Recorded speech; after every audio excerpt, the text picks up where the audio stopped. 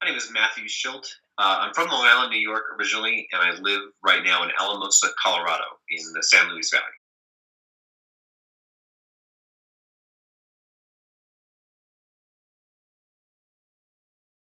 So I first started playing viola. I think it was third grade, so I was 9 years old, and played in the elementary school and middle school orchestra.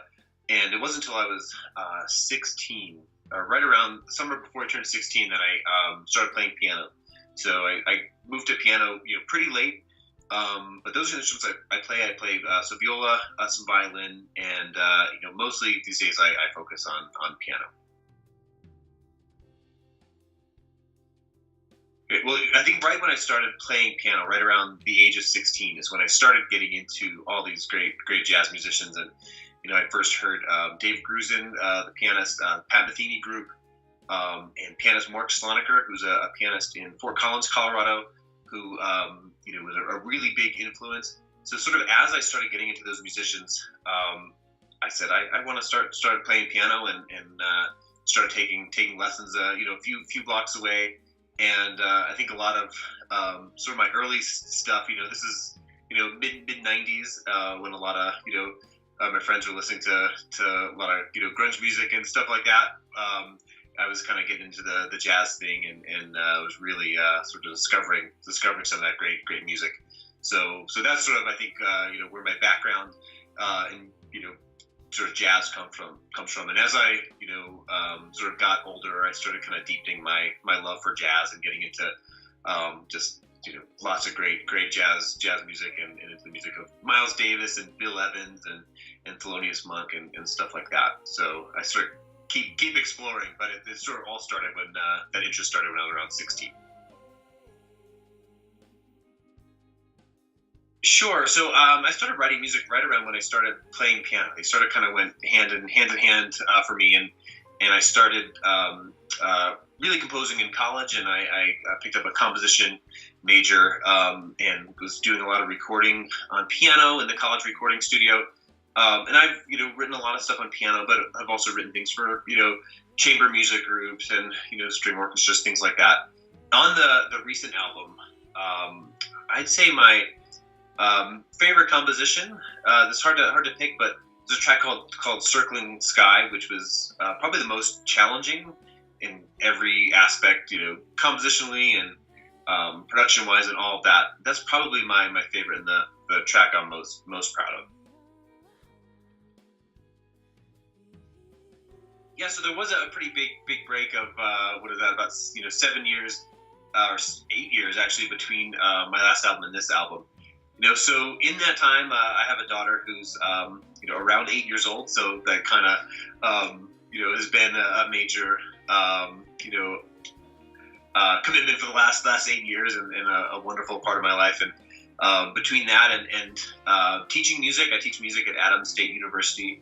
I kept going to the piano and had ideas, but it really took a while before I could carve out some time to really focus on the album I wanted to make, and to get the recording studio time and all of that. So I felt it was the right time. It was about 2014 that I started the project, and I also got a little sabbatical from teaching, which was nice, to take a little break from teaching, and to focus on writing some more music. And my hope is that the next one is not going to be that far down the line. But I think a lot of it's about kind of the time feeling right, and it kind of felt right to jump in a few years later. So my last album, This Little Light, came out in July 2016, and I started it back in 2014. So it's about maybe a little over 2 years, sort of all told, when it started to when it was finished. And I recorded at Howlin' Dog Studios right here in Alamosa, Colorado, with absolutely fantastic musician and engineer Don Richmond. It's a great studio with amazing views and all that. But Don is just a wonderful person. It's a wonderful just atmosphere to record. He's a great engineer, but also plays every instrument under the sun, and played all the guitars, or actually a lot of the guitars, mandolin and some banjo and some bass. And on the last album I did, he played some trumpet. He was able to really fill out these songs with some great instrumentation, and it was just wonderful working with him. I had some other amazing musicians. Don put me in touch with John Michelle and Michael Jude, drummer and bassist, who played with John Oates of Hall & Oates right now, and a bunch of other bands. They've played together for about 20 years, and it was great working with them. And I think we played really well together. And I got put in touch with a vocalist named Kirsten Pixton, who is out in Oakland, California. And she kind of came through way of several different recommendations that led me her way. And after previewing some music of hers, I was just so excited to get her on board. And we've never met. We sent files back and forth and talked a lot. But I feel just so incredibly fortunate to have connected with her. And I think there's just some gorgeous vocals on the album. And I think she was just the perfect fit and a great person to work with. And then electric guitarist named Stephen Brannon played some of the wonderful electric guitar solos. And then a good friend and colleague of mine, James Doyle, played some percussion. So I had just some great musicians on the album. And I thought what was really cool about the experience was everyone was sort of coming in with their own, tastes and styles and creativity that they brought to the project, and the tunes ended up going in many different directions from what I anticipated, and to allow musicians to sort of bring their voice to the project and have something, sort of combined with my intentions and, kind of go in a whole new different direction was just a really wonderful thing to see. So it was really just fantastic to work with these great people and to record right here in Alamosa at Howlin' Dog. Sure. Well, I knew Sherry's music, and I've been hearing it for a while on lots of the new age contemporary instrumental radio stations I've been listening to, and her music is just absolutely gorgeous. And I was really drawn to her many collaborations that I've heard, and her great albums and compositions. So we got in touch shortly after my album came out, and we had a wonderful conversation on the phone and talked about the Heart Dance Records label and music I was doing. And then, I spent some time working on getting my music out there, and we got sort of back in touch, maybe it was a month or so later, and had another great chat. And someone I really respect musically, and she's been wonderful to work with so far, and really professional, but very artist friendly and a great musician, and all of those things really attracted me to working with her further, and just listening to the music and looking at the artists on her label. Really humbling to be in such great company. I've listened to so much music. I think there's so much music that has inspired me over the years and continues to inspire me. And, I think a lot of it, I think comes out in the music that I write.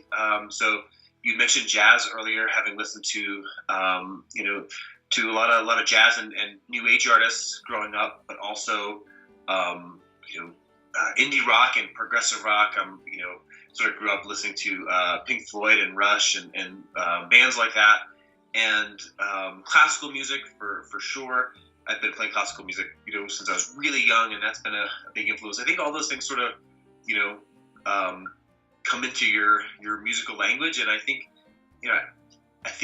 some of the songs on my album kind of show that. I think you could hear maybe some of the jazz influence and some of the songwriters that I grew up listening to, and so to me, it's maybe a combination of jazz, new age, and with some stuff from maybe my progressive rock taste and things like that. So I think it's pretty eclectic, and that was, I think, one of the goals of this album was to try to incorporate so much of the styles that I love, and kind of try to bring everything together and get musicians who have played in all sorts of different genres and styles to come together and do something that I hope is kind of unique. That's a great question. I love teaching everything, and one of the great things about teaching where I teach, which is at Adams State University in Southern Colorado, is I get to teach a little bit of everything. I have music theory courses, and I teach students of music composition and music technology and music recording, and I enjoy them all. I think lately I'm really enjoying teaching some of the music recording courses. We've got 3 courses in music recording, and it's been great working with students in the recording studio, and sort of being their gateway into learning how to record and do everything needed to get their music out there. So those have been really great these last few years. That's a great question. I feel that music education is just so important, and I hope that it gets the support that it needs and deserves in the upcoming years.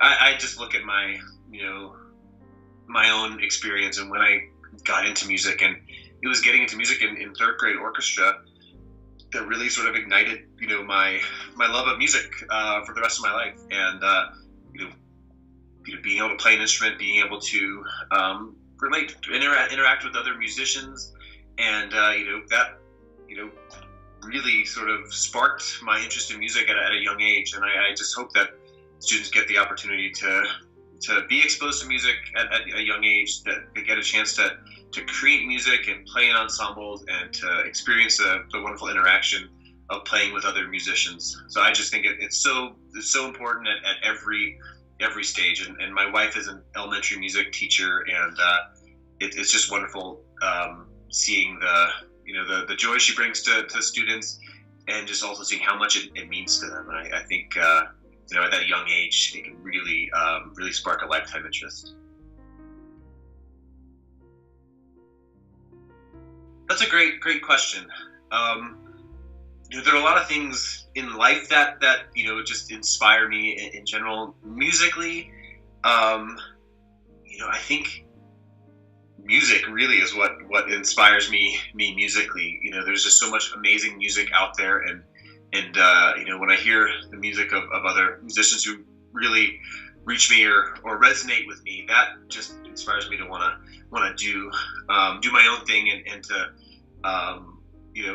sort of get a chance to record and compose music that I love. And I'd say the other thing for me is just having time with my family, time to think and enjoy, taking walks and get my mind sort of I guess freed up, sort of allows it to get inspired musically.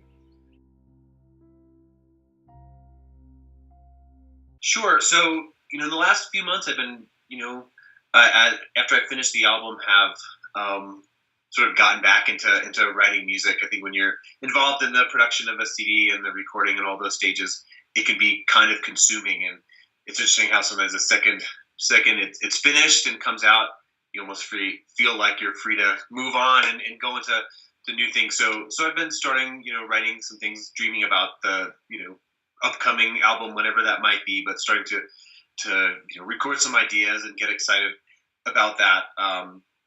And I'm really excited to be working with Sherry and Heart Dance Records. So I'm excited to see where that collaboration goes. And online, I have a website at www.matthewshiltmusic.com, and Sherry has a page for me on Heart Dance Records. So you could hear my music there, and maybe keep up with upcoming compositions or albums, things like that.